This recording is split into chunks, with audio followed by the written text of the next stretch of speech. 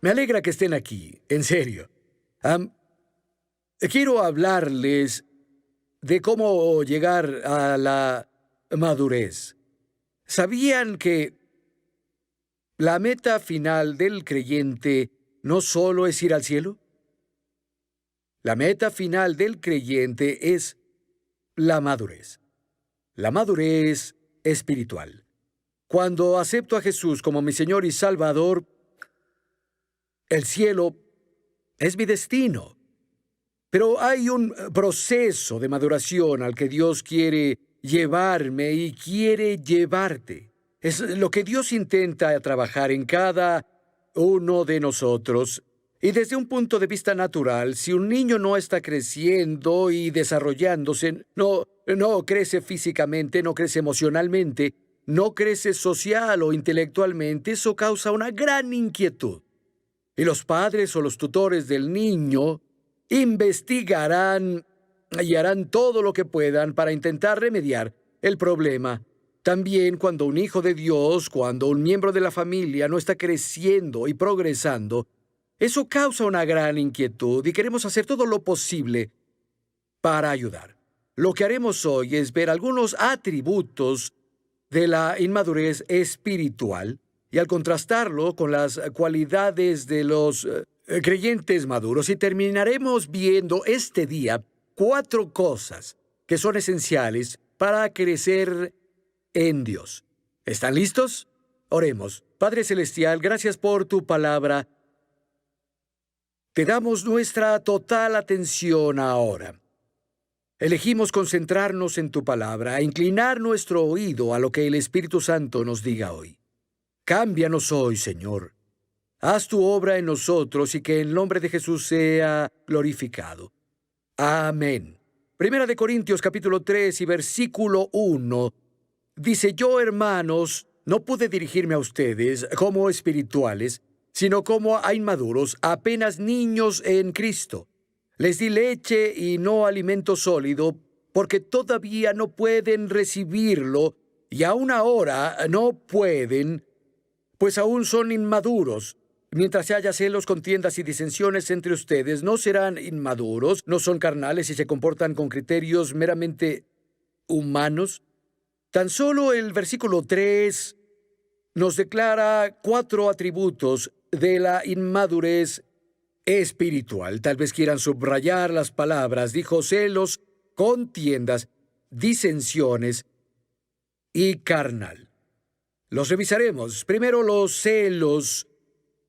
Querer lo que alguien más tiene, no estar feliz con la exaltación de otro, la posición de otro o sus posesiones. Los niños pequeños tienden a ser muy envidiosos. Parece ser natural con los niños. Dicen: no es justo, quiero su juguete. Su pedazo de pastel es más grande que mi pedazo. No es justo. Oye, ella puede dormirse tarde. No es justo, porque yo no puedo dormir tarde si ella se queda despierta. Saben, lo vemos en nuestros hijos, pero hay muchos paralelos entre el crecimiento espiritual y el natural, y los celos tienden a ser uno de los atributos de la inmadurez espiritual también.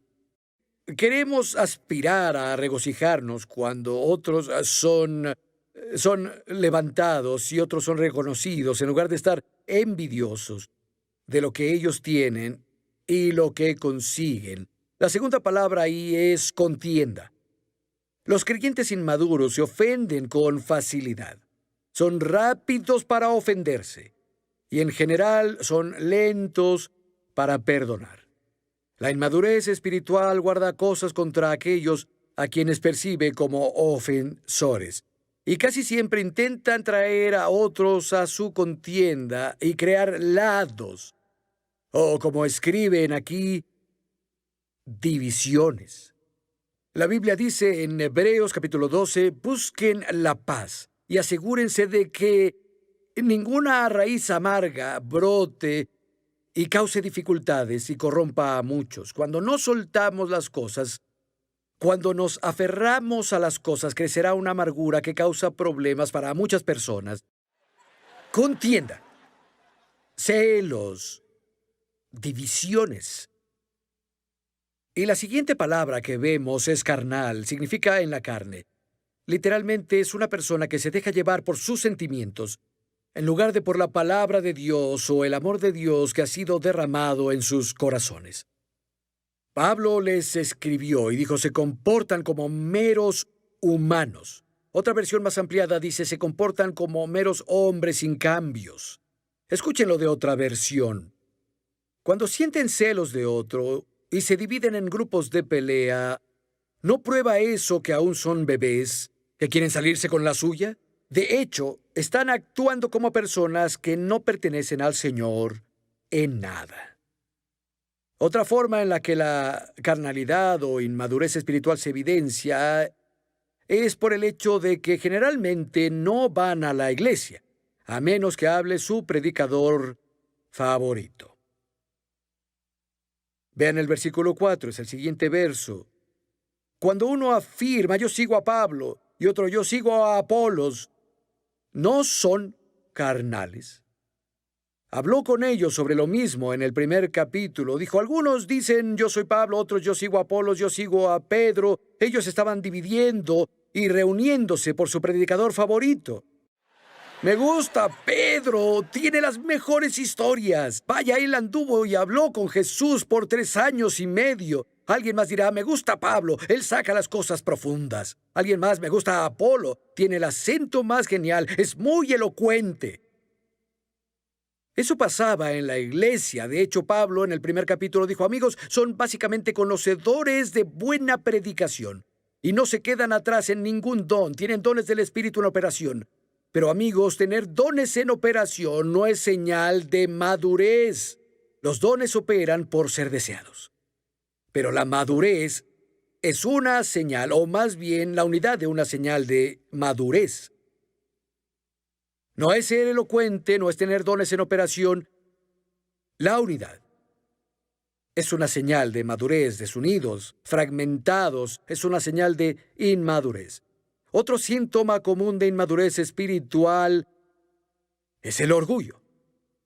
Primera de Timoteo capítulo 3, Pablo le escribió a Timoteo, dijo, escucha, no pongas a un recién convertido, no pongas a alguien que acaba de llegar a la fe en una posición de liderazgo. No vaya a caer en la tentación de volverse pretencioso por orgullo y termine en la misma condenación que el diablo experimentó. Hay una tendencia con los recién llegados a la fe de llenarse de orgullo, en especial si se les dan papeles de liderazgo de inmediato. Las Escrituras nos advierten contra eso. Dice que tengamos mucho cuidado con eso. Creo que aún es más peligroso cuando la persona tiene una personalidad muy carismática o muchos dones. Es importante que recordemos que a pesar de todo lo que tenemos o cualquier don, cualquier personalidad magnética que pueda ser, todo al final nos fue dado por el favor no merecido de Dios. No trabajamos por nada de eso nosotros mismos. De hecho, vean 1 Corintios capítulo 4, versículos 6 y 7, Pablo escribió, pero esto, hermanos, lo he presentado como ejemplo en mí y en Apolos por ustedes, para que nosotros aprendan a no pensar más de lo que está escrito. No sea que se envanezcan unos contra otros por causa de uno, porque ¿quién te distingue? ¿O qué tienes que no hayas recibido? Y si lo recibiste, ¿por qué te glorías como si no lo hubieras recibido? Amigos, todo lo que tenemos es un regalo de Dios. Y luego otra, creo que es una tendencia común del inmaduro, y es que puede equivocarse, es vulnerable a los errores. Quiero que vean o escuchen estos versículos, Efesios 4, versículos 13 y 14 de una traducción reciente. Esto continuará hasta que todos alcancemos tal unidad de nuestra fe y conocimiento del Hijo de Dios, que seamos maduros en el Señor, hasta que lleguemos a la plena y completa medida de Cristo.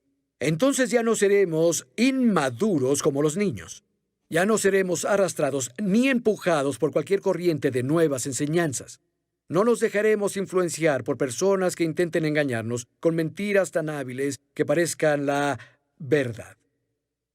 Dice que el inmaduro espiritualmente tiende a volarse con cada nueva corriente de enseñanza.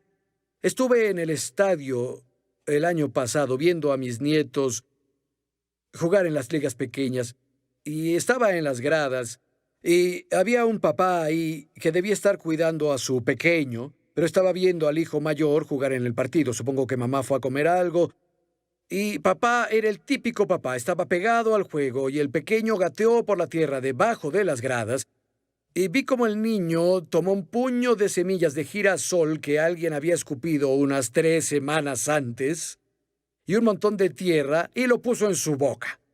Dije, oye, amigo. Él dijo, ¿qué? Dije, tu hijo se acaba de meter un montón de cosas a la boca. Él dijo, ay, no, de nuevo. Bajó a ver y estaba sacando esas asquerosas cáscaras de semillas de girasol de la boca de su hijo. Recuerdo a mis propios hijos y vi a todos mis nietos hacerlo cuando eran pequeños. Gateaban por el suelo y lo que encontraban iba directo al laboratorio, directo a sus bocas. Si era un juguete, lo ponían en su boca. Si era una moneda, la ponían en su boca. Si era una polilla muerta, directo a su boca. Y las personas que acaban de llegar a la fe aún no están establecidos en una buena doctrina. Y hay una tendencia que tienen de ir tras todo lo que suena bien. Escuchen, los creyentes más antiguos tenemos la responsabilidad de ayudar a cuidar a los más nuevos y asegurarnos de que se establezcan en una doctrina sana. Pero es una de sus tendencias. Ellos tienden a ir tras esto y luego tras aquello. Ahora, por otro lado, los que son espiritualmente maduros, obviamente, van a mostrar lo opuesto a esas cualidades que hemos comentado. No son celosos. Se regocijan cuando otros son bendecidos, notados, galardonados y avanzan. De hecho, los otros son la prioridad para el maduro, mientras que el inmaduro se preocupa por sí mismo. Mis necesidades, mis derechos, mi tiempo, mis sentimientos, mi ministerio, mi lugar. Pero los que son maduros en el Señor piensan en los otros. Primero, el espiritualmente maduro también es muy difícil de ofender. Es muy rápido para perdonar. Se niegan a que lo arrastren a pleitos tontos, a tomar bandos, a causar división. De hecho, la unidad es muy importante en las metas de personas que son maduras en Cristo. Finalmente están establecidos en la palabra de Dios, la aman, se alimentan de ella a diario. Se ha vuelto su autoridad final en todas las cosas. Saben, me atoré hace poco leyendo Romanos y leyendo en el libro de Gálatas, donde Pablo habla sobre la ley versus la gracia. Y habla sobre la fe versus las obras en conexión con la salvación. Él hizo algo muy interesante y lo hizo varias veces. Básicamente sacó un problema y luego hizo una pregunta. Y la pregunta es la misma una y otra vez. ¿Qué dicen las Escrituras? Habló sobre la ley versus la gracia. Hay un dilema, pero ¿qué dicen las Escrituras? Habló sobre la fe versus las obras y hay un dilema, pero ¿qué dicen las Escrituras? Luego citó las Escrituras. Él hizo esa otra cosa, puso otro escenario, pero ¿qué dicen las Escrituras? Y luego compartió las Escrituras. El creyente maduro hace eso a pesar de lo que se presente en su vida. La primera posición por defecto es ¿qué dicen las Escrituras? Muy bien, tengo un hijo obstinado. La niña tiene voluntad de acero, tiene 4 años y quiere mandar en la casa. ¿Cómo corrijo a un niño así? ¿Qué dicen las Escrituras? ¿Cómo trato con mis enemigos? Tengo estos oponentes en el trabajo que parece que intentan hacerme caer. ¿Cómo trato con las personas que han decidido ser mis enemigos? ¿Qué dicen las Escrituras? ¿Cómo pongo mis prioridades en la vida? Hay muchas voces afuera y muchas cosas requieren mi tiempo. ¿Qué dicen las Escrituras? ¿Cómo amo a mi esposa? ¿Cómo honro a mi esposo? ¿Qué dicen las Escrituras? Eso preguntan los espiritualmente maduros. ¿Cómo expreso mi sexualidad de forma que se adapte al plan de Dios. ¿Qué dicen las Escrituras? ¿Cómo manejo mi dinero? ¿Qué dicen las Escrituras? A diferencia de la persona inmadura, a quien le gobiernan sus sentimientos, la opinión popular, sus emociones, el creyente maduro es gobernado por la palabra de Dios. Eso nos lleva a las 4 cosas que son esenciales para crecer en Dios. Necesitamos estas 4 cosas para crecer en el Señor. Y lo voy a hacer muy simple. De hecho, solo son 4. Crecimiento. Lo primero que necesitamos es en verdad estar cimentados. Debemos tener un cimiento apropiado, un sistema bueno de raíces. Hace poco comimos con unos amigos de Alaska y su casa está justo en medio de la zona de terremotos, y hace algunas semanas hubo un gran terremoto en Alaska. Hizo mucho daño. Su casa solo tuvo un daño cosmético, no había daño estructural, pero tenía un cimiento especial. La construyeron teniendo en mente esta es una zona de terremotos y tiene aspectos especiales en los cimientos. El edificio donde estamos y los otros edificios en el campus nos pidieron que pusiéramos unos 465 pilotes en la tierra. Bajan de 10 a 12 metros, están reforzados con varillas, están unidas con otras barras atravesadas.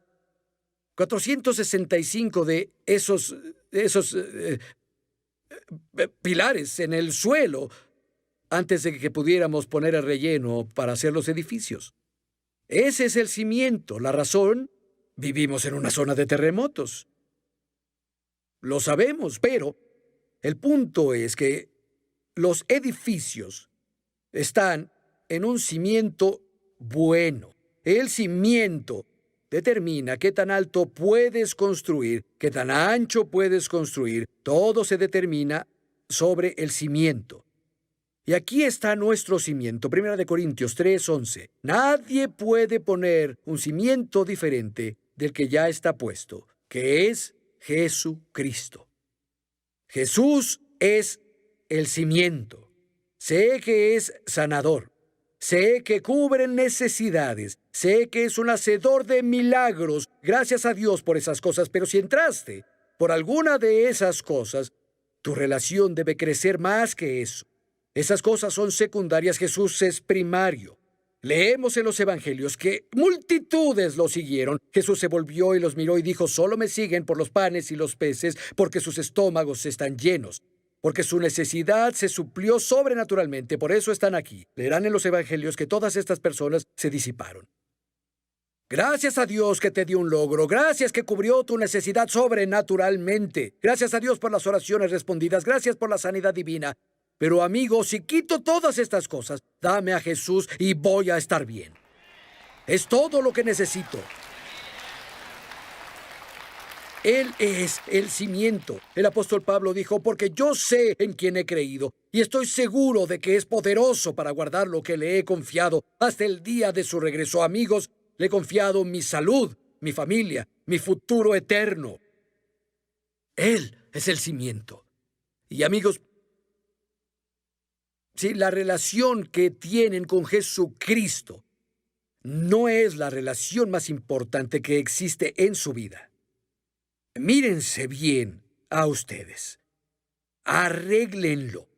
Todo depende del cimiento. Lo segundo son las relaciones. Dios diseñó a los creyentes como bananas. Las bananas fueron creadas para crecer en montón, no individualmente. Y a los creyentes, Dios nos creó para crecer en grupo, colectivamente. Comunidad es uno de los valores centrales, vitales y de base de nuestra iglesia. Nos necesitamos unos a otros, necesitamos relaciones, amigos. Sé que algunas personas dicen: bueno, yo no tengo una iglesia de base, voy de iglesia en iglesia donde el Espíritu me lleve. El viento del Espíritu me lleva hasta esta iglesia, estoy ahí, adoro con ellos, y luego el viento del Espíritu me lleva más allá, y soy libre, libre, libre, no estoy atado a ningún lado. Sí, como los lobos tienen una palabra para ese tipo de ovejas, se llama comida. Necesitamos la seguridad y la responsabilidad y el crecimiento de ser plantados en una iglesia local. Amigos, la iglesia local fue idea de Dios. Es el plan de Dios. Escuchen estos versículos, Salmos 92, versículos 13 y 14. A aquellos plantados en la casa del Señor, según el Nuevo Testamento, la casa del Señor es la iglesia local. Aquellos plantados en la casa del Señor florecen en los atrios de nuestro Dios. Aún en su vejez darán frutos, siempre estarán vigorosos y lozanos. Son los plantados. Encontraron una semilla de 2000 años en Masada, Israel. 2000 años, una semilla seca. La plantaron y creció para ser una palmera de dátiles que produce dátiles. 2000 años. No tuvo fruto, pero cuando la plantaron, algunas personas es lo que necesitan ser plantadas, comprometerse en relaciones, comprometerse en la casa local. Esos son los plantados, plantados, plantados. Están echando raíces en la casa del Señor. Florecerán y van a ser fructíferos. Necesitamos relaciones. Y luego siguen los obstáculos. Necesitas obstáculos. Necesitas resistencia si vas a crecer. Santiago capítulo 1, versículos del 2 al 4, traducción actual. Amados hermanos y hermanas, cuando tengan que enfrentar problemas, considérenlo como una oportunidad para alegrarse mucho. Porque saben que siempre que se prueba la fe, la constancia tiene una oportunidad para desarrollarse. Así que dejen que crezca, pues cuando su constancia se haya desarrollado del todo, serán perfectos y completos y no les faltará nada. Mi tío Mike era corredor en pista. Es el único tío que aún vive, hermano menor de mi papá. Él corría en la estatal de Florida. Y practicaba todo el tiempo con el equipo y solo corría. Me dijo una vez, ¿sabes? Siempre que llegamos a las colinas, nunca lo veo como un obstáculo a ser superado. Lo veo como una oportunidad para crecer. Cuando llego a las colinas y corro hacia arriba de cada colina y paso del otro lado. El resto de los chicos suben con calma a las colinas, pero yo corro en las colinas. Mi tío Mike, en 1958, corrió 1,600 metros en 4 minutos 5 segundos. Tuvo el récord del estado de Florida por 16 años. Y nunca nadie venció esa marca. Pero él veía esos obstáculos como una oportunidad para crecer. Si piensan en la iglesia, en el libro de Hechos, cuando la iglesia fue perseguida, crecía. Y una de las cosas sobre la oposición revelará rápido en qué confiamos. Si estamos confiando en Dios, descubriremos muy pronto que Él es más que suficiente, es todo lo que se necesita. Hablé con un joven después de la reunión de anoche y él estaba muy emotivo. Estaba pasando por un mal momento. Había tenido un gran avance espiritual en una gran temporada de impulso y progreso y se topó con una pared. Y compartió algunas de las cosas que sucedían. Eran muy serias y de hecho comenzó a llorar. Le dije lo que quiero decirles ahora. Si te mantienes firme durante los tiempos duros, durante los tiempos en que sientes mayor oposición, si haces las cosas que sabes hacer, te quedas en la palabra, te quedas de rodillas, sigues viniendo a la iglesia, tendrás más crecimiento durante esas temporadas que en cualquier otro momento de tu vida, espiritualmente. Cualquiera puede gritar aleluya cuando el sol brilla y cuando el viento está en tu espalda, pero es cuando enfrentamos el viento de frente que parece que el infierno se soltó contra ti. Si te mantienes firme ahí, amigo, algunas cosas trabajarán en ti que son absolutamente necesarias para tu futuro y el futuro de otros a quien Dios ayudará contigo. Algunos de ustedes aquí hoy lo sé, algunos escuchen, sé que enfrentan gran oposición ahora. Dios los hará crecer durante este tiempo. Gracias a Dios, a veces Él nos saca del problema, pero muchas veces nos fortalece y nos lleva a través del problema.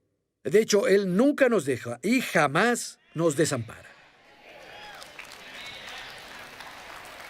Muy bien, el último El punto final es la palabra. Primera de Pedro 2:2, como bebés recién nacidos, deseen la leche pura de la palabra para que crezcan por ella. Y cuando se trata de crecimiento espiritual o la falta de él en la vida cristiana, el principal factor es la dieta. ¿Se alimentan de la palabra de Dios? ¿Meditan en la palabra de Dios? Ahora, si han estado en Cottonwood desde que comenzamos la iglesia hace 35 años, me han escuchado decirlo. Me escuchan decirlo muchas veces. Voy a decirlo de nuevo. Necesitan tener un romance con su Biblia. Si Jesús se retrasa y yo sigo otros 35 años aquí, como a los 100 años, voy a seguir diciéndolo. Vayan a la palabra y la palabra entrará a ustedes. Amigos, es la luz en la oscuridad. Es su comida espiritual, es su fuerza durante los tiempos difíciles. Tiene el aliento de Dios. Está llena de vida. Lean su palabra, pasen tiempo. Si no tienen una Biblia, consigan una Biblia. Comiencen a leerla, comiencen a alimentarse de ella, comiencen a pensar en ella. Mediten las historias de Jesús, mediten las Escrituras. Eso va a cambiar sus vidas. No hay crecimiento sin ella. Así como no puedes crecer físicamente si no comes comida física, no puedes crecer espiritualmente si no te alimentas de la palabra. Desea la leche pura de la palabra de Dios para que por ella puedas crecer.